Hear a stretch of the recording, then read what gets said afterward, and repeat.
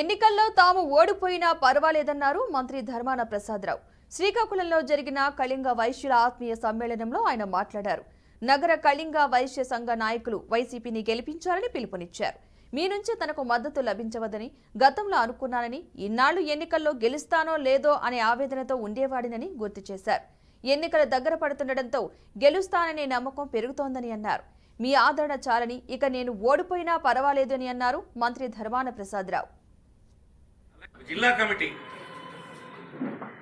ఒక సంఘమే సపోర్ట్ చేయాలని చెప్పడం, అలాగే ఒక నగర సంఘం ఇతనికే సపోర్ట్ చేయాలని చెప్పడం అనేది బహు అరుదు. అందులో వైశ్యులు వ్యాపారస్తులు ఇలా నిర్ణయం తీసుకొని చెప్పడం అనేది చాలా గొప్ప విషయం అని, ఇది ఇతరులు ఎవరు ఇలా చేయలేరని ఈ సందర్భం మనం చేస్తాం.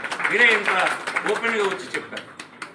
ఇది నాకు చాలా బలాన్ని ఇచ్చింది. బలాం కంటే ముందు ఇక ఓడిపోయినా పర్వాలేదులే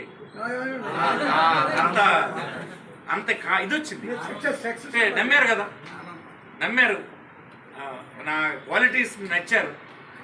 దట్స్ ఎనఫ్ సాటిస్ఫాక్షన్. జిల్లా కమిటీ ఒక సంఘం